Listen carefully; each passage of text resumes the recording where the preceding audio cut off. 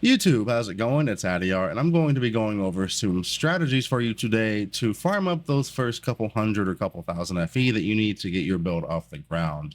All of these strategies are going to be basically made for Time Mark 7. I will also detail a couple of options that you can move around or things that you can add to this as you progress into Time Mark 8 if you enjoy the strategy and you would like to continue doing it in Time Mark 8. Any strategy that I offer today in Time Mark 7 will, of course, also work in Time Mark 8. So just adjust as needed based on what you have going on. The first strategy that I would like to talk about is going to be an Aeterna and Boss Rush strategy. And I call this a Boss Rush, but it's more like, it's less of a rush and it's more just putting a bunch of boss type mobs in your maps. So the general tree, and I've tried to set this tree up for roughly how many points you would have in T7. As you can see, I don't have the other 2 points that in here, and I've also got like 16 points unused. That'll be about how I set up most of the T7 trees going into this, and then I'll again show you how I would set this up moving into T8. Also, build codes will be linked in the pinned comment of the description, one of the two. So for the Aeterna and Bosses tree, once you have cleared your Time Mark 7 Traveler, and this is one that you're really going to want to do after you clear the Time Mark 7 Traveler, that way you get access to these 2 points. You're going to put 2 points here for this node. This node gives you a 25% chance to get 4 boss mobs in your map if you aren't using compasses. In the Aeterna tree, we're going to first you're going to take all of these nodes up here to guarantee that Aeterna spawns in your map. We're going to take both of the bottom lines completely, and then we're going to take the first half of this top line up here. We're not going to go for this, we're not going to go for this, and we're not going to go for this. These three we're going to skip for now. We will spend 15 points into God of War to guarantee that we have God of War just to go faster. And then in the commodities tree, we're going to take the full Netherrealm Resonance nodes and the full Ember Resonance nodes. If you have not killed Time Mark 7 Traveler yet, my suggestion would be to, instead of this, go for Time Shards or for Star Shards. And then you just won't have this, right? Just go for the Star Shards. You don't have to go for the Star Shards, but it would help speed up getting your Watcher kills so you can get into Time Mark 7 Traveler. But if you don't want to, you can just leave this here and it'll be completely fine. Let me show you what a quick map with this would look like when you're going into Time Mark 7. Some map considerations. I will go over maps that I suggest that you run. For the Thunder Waste Zone, for example, I suggest running Wall of Sorrows. It is not the fastest map, but what we want to do is we want to make sure that there are faster maps that you can run, but what we want to do is we want to make sure that we're not missing any of the bosses that we're putting in our map. So what we're doing is we're just going for like a linear map, something that we can hit the whole thing, not miss anything, and it's really quick. In regard to this right here, the tower sequence vehicles, and my general advice in every time mark so far has been to just completely skip and ignore this unless a bounty procs. If you do not get a bounty proc, do not run the league mechanic. It will completely eat up your God of War, oftentimes just not dropping anything worth anything. So you really just want to ignore it. And I say that with somebody that has a couple of levels into the pet as well. It's just not worth doing without a bounty proc. As for what you're looking for in this, of course, we're looking for boss mobs, and we're going to be looking for the Aeterna mobs, which are going to be the green highlighted mobs on the map. It's really simple. We just run through. I'm going to ignore this since it just naturally procs. It's not part of the strategy. Let me see if I can get a map for you to actually spawn all the bosses, just so you can get a feel for what that would look like. 25% chance, by the way, so not every map. My suggestion is going to be anytime you're farming any strategy in Time Mark 7, that you only farm that strategy in 7-0. Anytime you go to fight your Watchers, once you've gotten all of your points from 7-1, 7-2, etc., my suggestion would be that you fight all of your Watchers in 7-2 for you the highest chance for them to drop good items for you.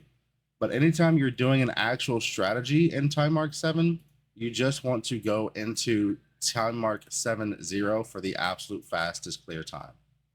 We don't need drop quantity or anything like that, so going up to 7-1 or 7-2 does nothing for us. Everything that we're going to be dropping off of these mobs is just going to be a base percentage chance independent of our drop quantity on the map. That's why we're not going to 7-1, we're not going to 7-2, and we're not adding on affixes with Netherrealm Resonance. They would do basically nothing for us. The loss of speed would be notable. The increases in drops would be negligible. Also, where are my bosses? Of course, I go to record a map, and now I'm just not getting bosses. I apologize. Like, listen. All right, so there's the green dot mobs. Anything with a green dot is going to be an Aeterna mob. Of course, you've got that pack of mobs that can spawn, but you've also got the big boss mob, the Blade of Aeterna. He counts as a boss mob, so all of the nodes that affect bosses will affect him as well. You can sometimes spawn up to 2 of those in your maps. We are getting a really poor showing. I apologize. It's just how it is when you go to record sometimes, you know? Oh, boy.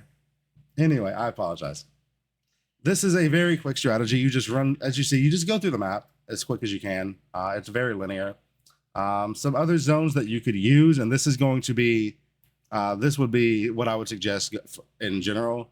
The Glacial Abyss zone, I suggest Dinnerman Village personally. I really like Dinnerman Village. Thunder Waste, I would go Wall of Sorrows, which is the one that you saw me highlight there. If you want to do Steel Forge, you could do like Cloud Walls or Wall of the Pure. It's one of these two. I don't remember exactly which one. And I don't really think that Blistering Lava or Voidlands are going to really be worth doing, unfortunately.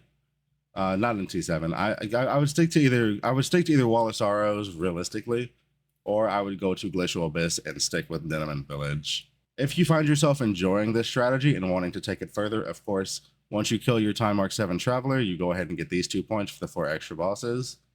And one other thing that we could start considering doing, because we are going to be spawning bosses in the map, you could go in and you could take the Gigantism node for some additional compasses off of your bosses. You could also come in and grab these 8 points right here for Snow Paper off of bosses. You could also consider filling out some more of this tree and the Aeterna on the Aeterna side. I would not take this node. Right now, the large reverberations are very, very cheap. So every time they upgrade, you're losing money. The primary items that you would be selling with this strategy would be Precious Embers, Matchless Embers, Reverberations, both the large and the small, Pages of Aeterna, and lastly, there are candles that you can get off of the mobs as well.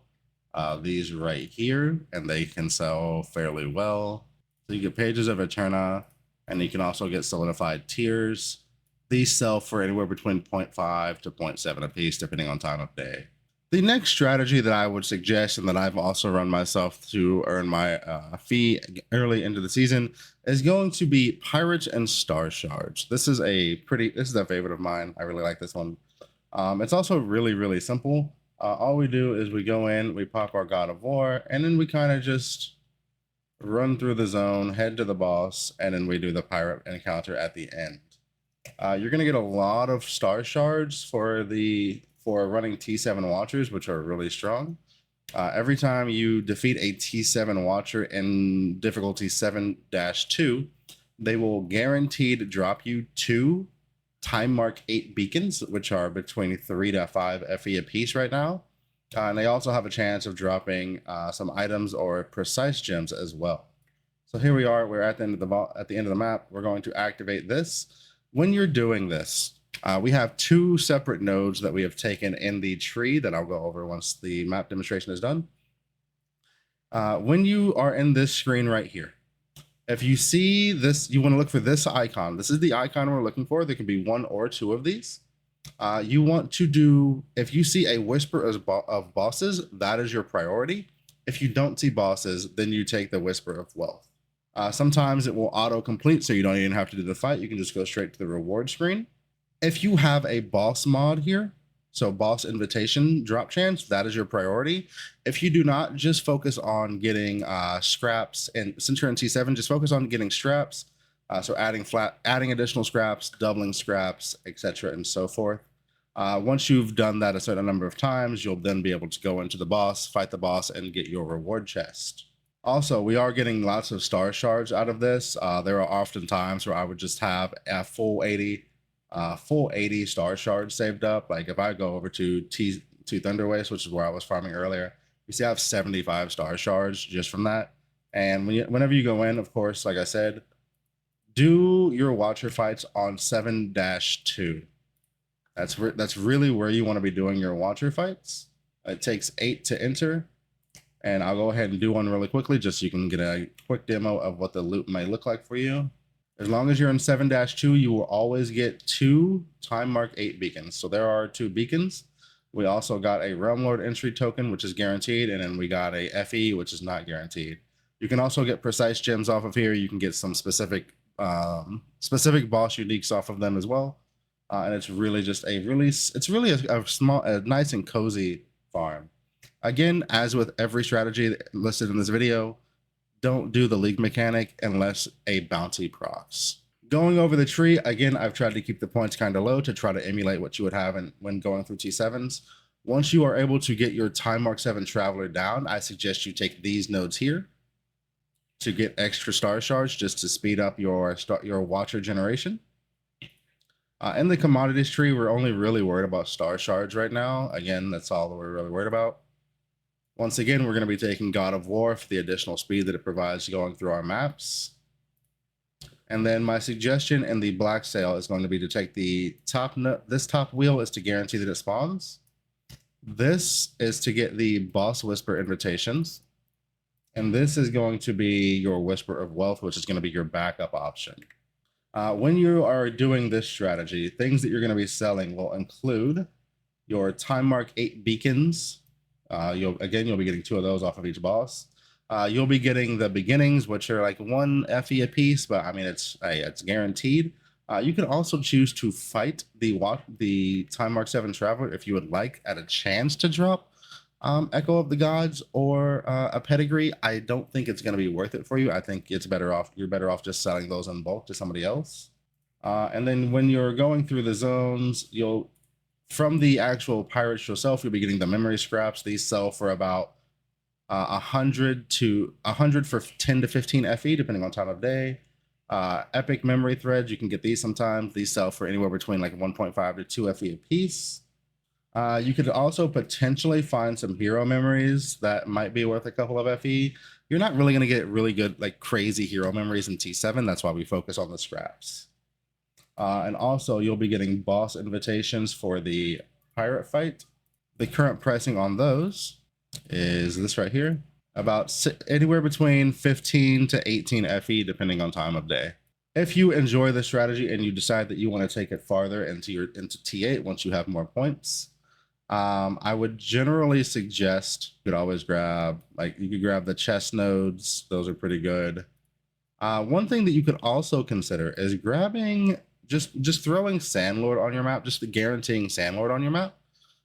Belts are pretty expensive, and just throwing that on a map is pretty solid. It doesn't take very much time. You'll be able to complete that very quickly, even within your God of War timer. And then if you were to kill Traveler 8 and continue doing the strategy, I would still probably stay on Star Shards. But you could also, if you're strong enough, and depending on the content that you're in, you could also go ahead and just add in those boss nodes that we had in the previous strategy, and then just like throw on the embers and that as well. Might as well, you know. Embers are extremely expensive right now, so if you can like kind of just shoehorn that into a strategy once you've got your basic strategy set up, it's just like nice extra income on top of everything else, especially if you have any of the ember pets. And in general, those are going to be the 2 strategies that I would probably recommend going into T7, and also of course going into T8. On the pro build section, I have both a tree for T7 and T8 for each version. If you would like, what you can do is you can just go into here and you can like that. And you can also follow me as a creator. So if you follow me, then you can just go in and see anything that I post going throughout the season. If you've got any questions in regard to anything that I've talked about in this video, please feel free to either drop a comment on the video, or you can hop into the Discord, which is linked in the description. And you can go ahead and ask me questions about the game or anything that you've got going on whenever you feel free. We've got people in there all the time asking questions about Torchlight, different changes to the builds and trees and all kinds of stuff. So come join the fun.